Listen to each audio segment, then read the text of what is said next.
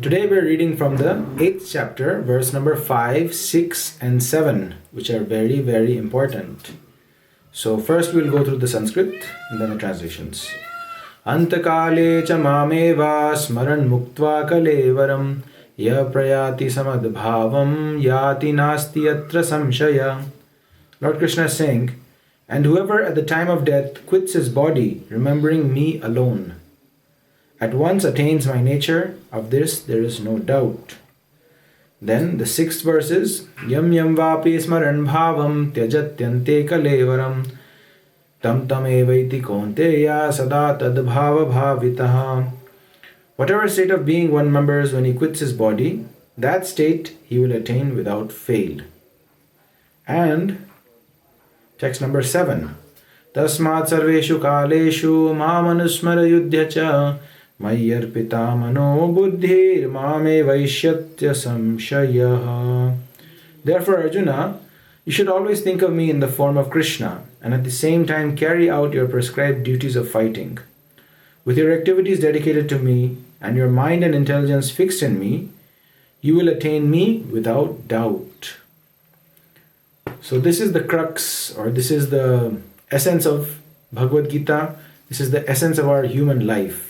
In these 3 verses, Lord Krishna is summarizing it. That we are the spirit souls, as he has told us in the 2nd chapter. He has given vast knowledge about who we actually are. We are the soul. We don't take birth. We don't die. We are changeless. We never change. We are eternal. But we are now within this body. We are now using this body and we are searching for happiness. We have our own mental concoctions, our mental ideas that I'll be happy like this, I'll be happy like that, let me try to be happy like this. And we're trying those various ideas, and Lord Krishna is helping us in the form of Paramatma. He's guiding us and he's providing us various bodies, various situations, and he's also helping us because we, the spirit soul, we cannot operate this body on our own. So this body is under the modes of nature, the 3 modes of material nature, Sattva Guna, Rajaguna and Tamaguna. So this body is actually not controlled by the spirit soul, it's controlled by the 3 modes of nature.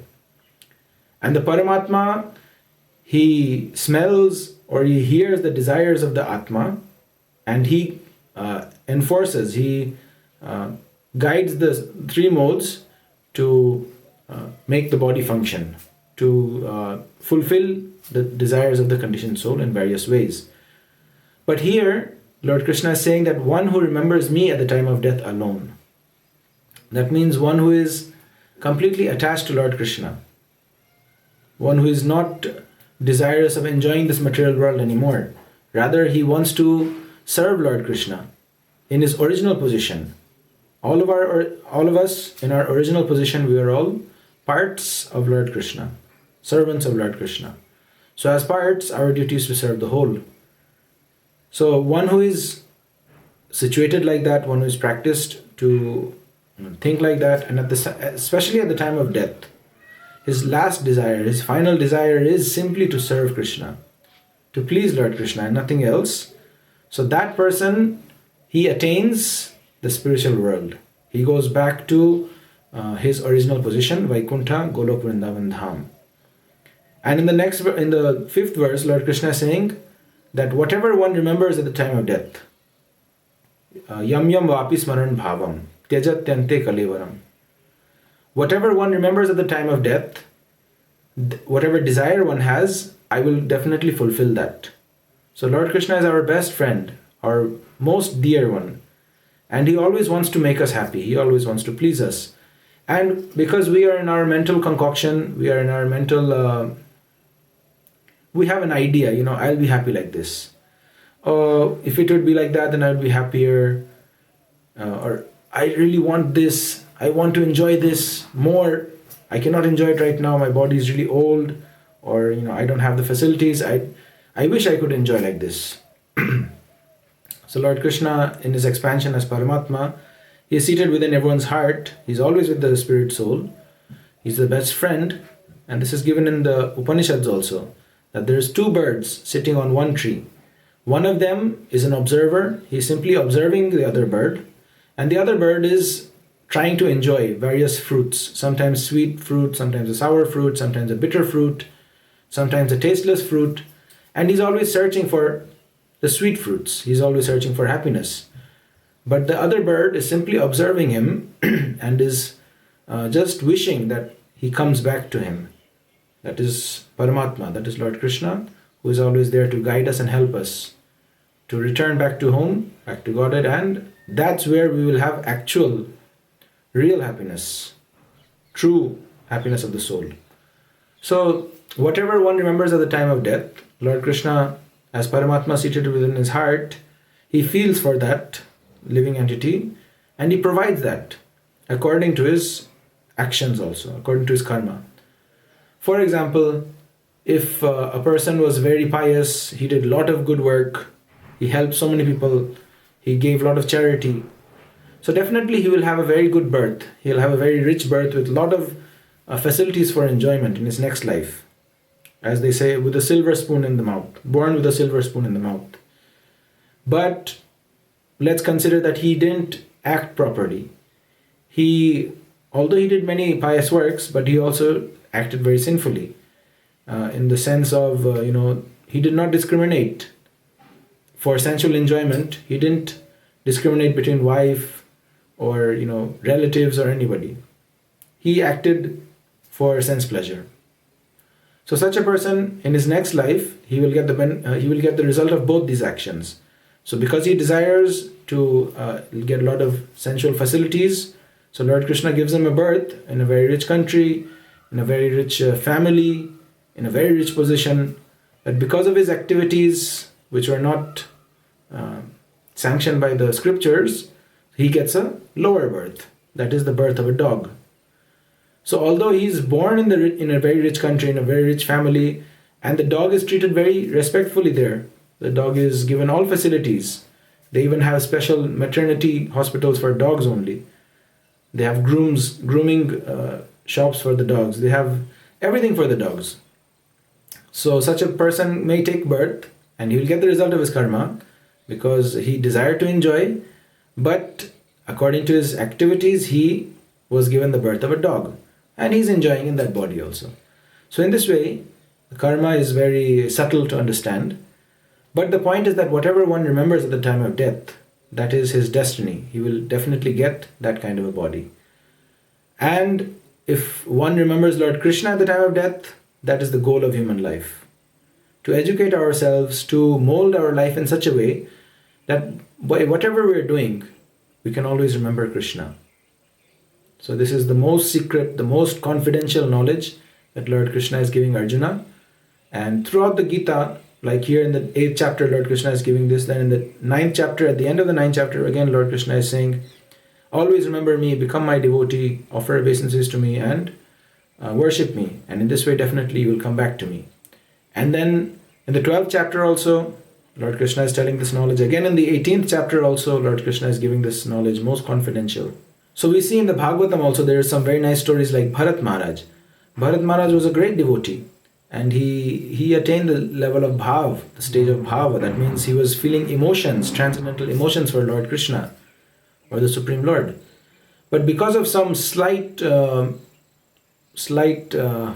say, slip or negligence, a slight negligence, he suddenly developed very strong attachment towards a baby deer. A baby deer was born, the mother died, and the deer fell in the river. It was flowing down the river and it was helpless. So Bharat Maharaj, a great devotee, he felt compassion towards that small baby deer and he took it out of the water and he kept it in his hermitage. He kept it in his ashram, thinking that let it grow up a bit and then I'll let it go in the wild.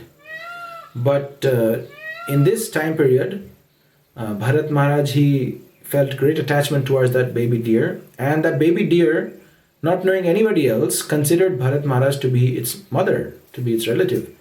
And it used to share its heart and its love with Bharat Maharaj. And Bharat Maharaj also, even while doing his yajna, while doing his meditation and his various sadhanas, his mind would be focused on the deer. Where is the deer? Is he okay? and he's so lovable, he's so innocent, he's so cute. And in this way, he was always unknowingly he was always meditating on the deer.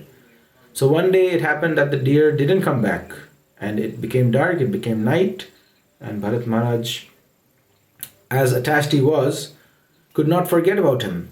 And he was very worried that maybe, he fell off a cliff, or, he lost his way home. And there are wild animals in the forest. Maybe he was eaten by an animal. Maybe he's in danger. I have to go and save him. So at night, Bharat Maharaj left searching for that deer, and he fell off a cliff. He was living in the mountains. He fell off a cliff, and while leaving his body, while in his injured position, he was thinking of, is the deer okay? I want that deer to be safe. So as a result, in his next birth, he was born as a deer.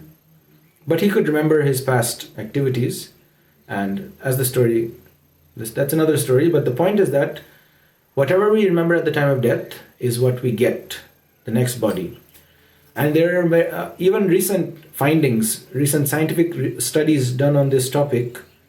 I'll give you a link up here in the corner. You can check it out. It's a very nice compilation of many real cases where children remember their past lives.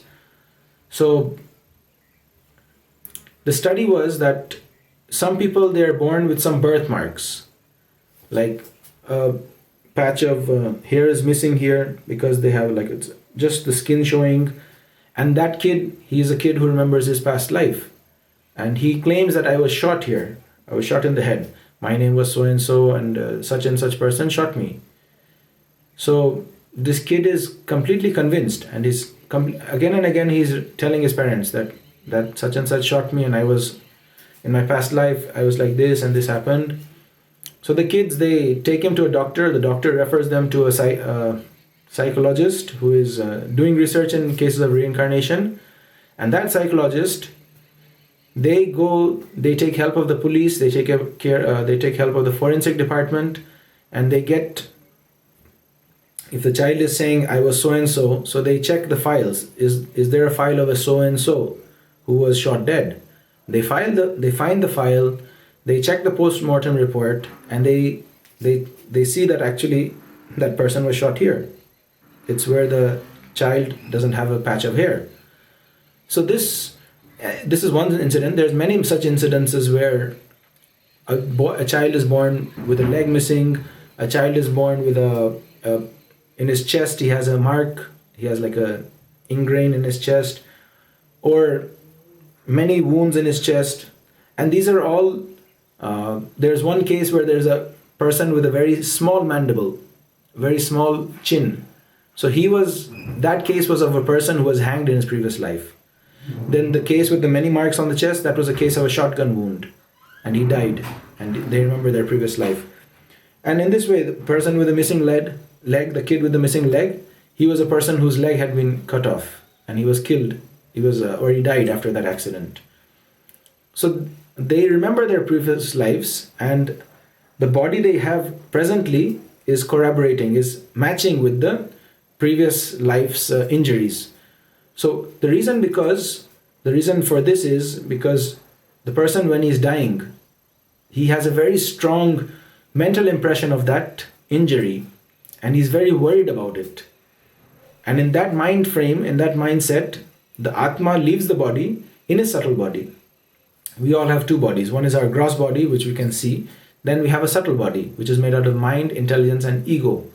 So the Atma is never without a body. So when it leaves the body, when we leave our physical body, we leave it in our subtle body, which is made up of our mind, intelligence, and ego. And when the Atma travels from one body to another body, he travels with the help of that subtle body. So the person who's undergone the accident or the murder or whatever, his mind is very strongly fixed on this fact that he has been shot, and he's wounded in these areas. And that soul is meditating on that.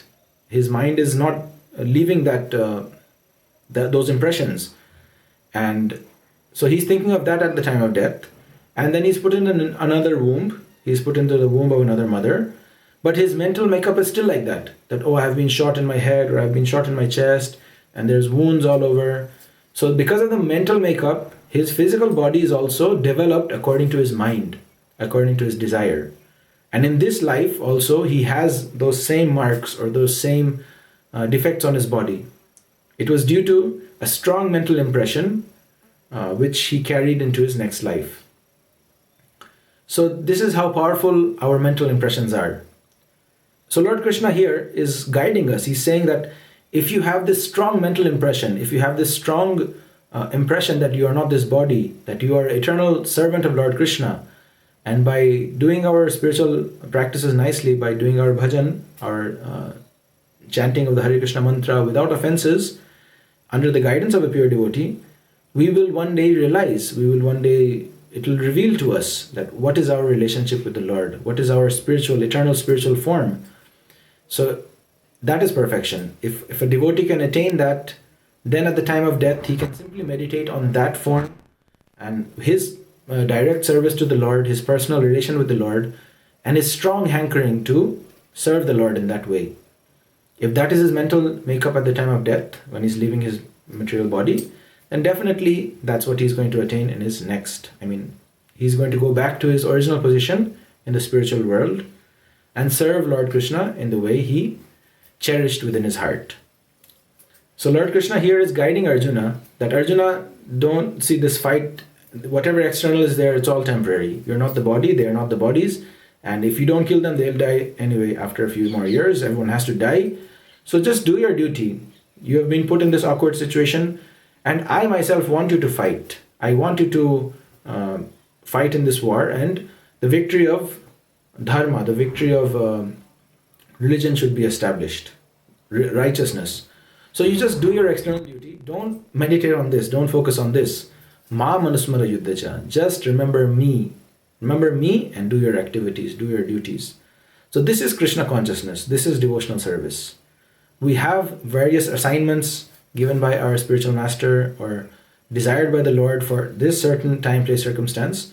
Externally, we do all those activities. We engage in those activities, but remember Lord Krishna. Ma manusmara yuddhacha. Just always remember Lord Krishna. And how can we remember Lord Krishna? We always meditate that whatever I'm doing, it's for the pleasure of Lord Krishna. My Guru Maharaj told me that's why I'm doing this. Or I hope to please Lord Krishna by doing this activity. Let me do it even better so that Krishna is more pleased. So in this way, practically, we should always be meditating or doing it for Lord Krishna. And the result is that akarma. The result is that we are not bound by the attachments, by the impressions of these activities.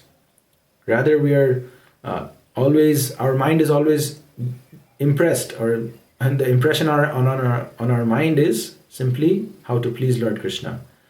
And the more sincerely we try to serve Lord Krishna, the more simple we are, the more sincere we are, the more dedicated we are in our sadhana, then one time there will be such a situation where externally we are doing our activities automatically, and within our heart or within our mind, automatically Lord Krishna's form, his beautiful pastimes, and loving dealings with Lord Krishna will automatically be taking place. And that is the liberated platform, that is the platform of pure devotional service.